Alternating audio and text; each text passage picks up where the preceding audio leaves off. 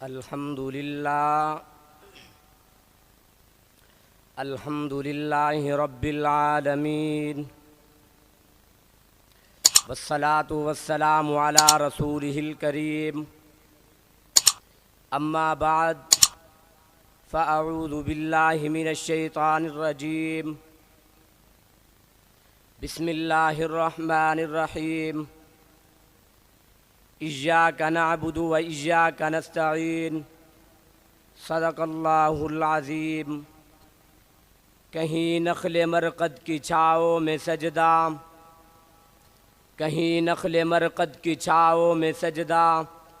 کہیں مرنے والوں کے پاؤں میں سجدہ، اشاروں میں سجدہ، اداؤں میں سجدہ،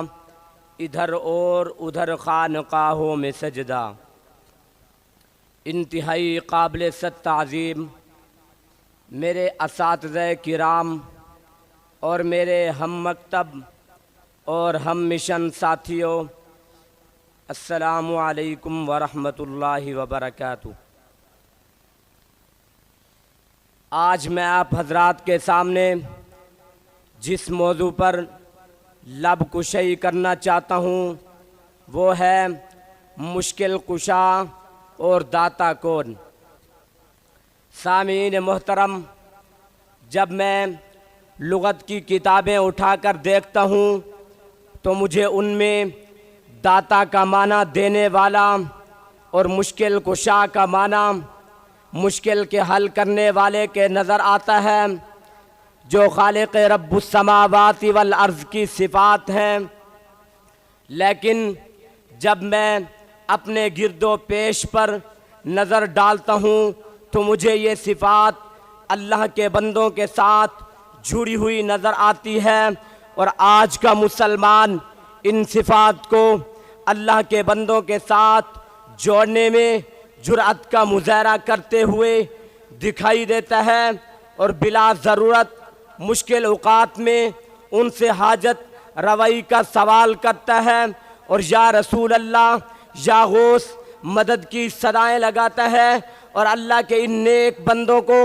نظام قدرت میں حق تعالی شانہ کے ساتھ شامل کرتا ہے، اور اپنا ایمان خراب کرتا ہے، اور اپنا نام مشرکوں کی فہرست میں لکھواتا ہے۔ چنانچہ ولی کامل شیخ فرید الدین عطار رحمت اللہ علیہ فرماتے ہیں کہ مصیبت اور پریشانی میں اللہ کے سوا کسی اور سے مدد مت مانگ، کیونکہ مددگار صرف خدا ہے۔ جو شخص خدا کے سوا کسی اور کو پکارتا ہے اس سے بڑا بدبخت دنیا میں کوئی نہیں ہے۔ شاعر نے کیا خوب کہا، مشکل کشا فقط عالم میں رب کی ذات ہے، اس بات سے منحرف احمق الناس ہے۔ وہی داتا، وہی غوث، وہی غیب داں ہے، جو کرے ان کو ثابت غیر کے لیے وہ مشرک لا ریب ہے۔ سامعین محترم، جب میں نے قرآن کریم کھولا تو پہلے ہی صفحہ سے آواز آئی، ایاک نعبد و ایاک نستعین۔ ارے میرے بندو، تم نے عبادت صرف میری کرنی ہے، مدد صرف مجھ سے مانگنی ہے۔ میرے محبوب پیغمبر، کہیں ایسا نہ ہو کہ میرے بندے اس بات کو بھول جائیں اور اپنی امت کی ہر نماز میں اس سورت کو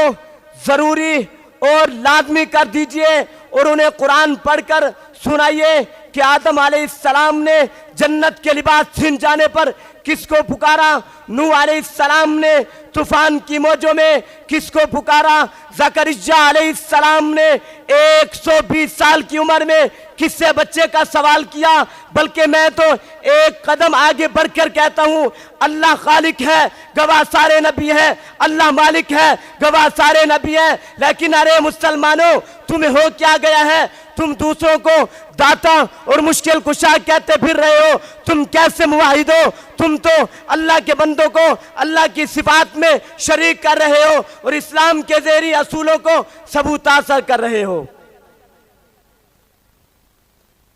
سامعین محترم، تمہیں علامہ حالی کے اشعار مخاطب کرتے ہیں، کرے غیر گر بت کی پوجا تو کافر، کرے غیر گر بت کی پوجا تو کافر، جو ٹھہرائے بیٹا خدا کا تو کافر، جھکے آگ پر باہر سجدہ تو کافر، کواکب میں مانے کرشمہ تو کافر، مگر مومنوں پر کشادہ ہے راہیں، پرستش کرے شوق سے جس کی چاہے، نبی کو جو چاہے خدا کر دکھائے، اماموں کا رتبہ نبی سے بڑھائے، شہیدوں سے جا جا کے مانگے دعائے، نہ توحید میں خلل اس سے آئے، نہ اسلام بگڑے نہ ایمان جائے، وہ دین جس سے توحید پہلی جہاں میں ہوا جلوہ گر حق زمین و زمان میں، رہا شرک باقی نہ وہم گما میں، وہ بدل گیا آ کے ہندوستان میں، ہمیشہ سے تا اسلام جس پر نازاں، وہ دولت بھی کھو بیٹھے آخر مسلمان، وما علینا الا البلاغ المبین۔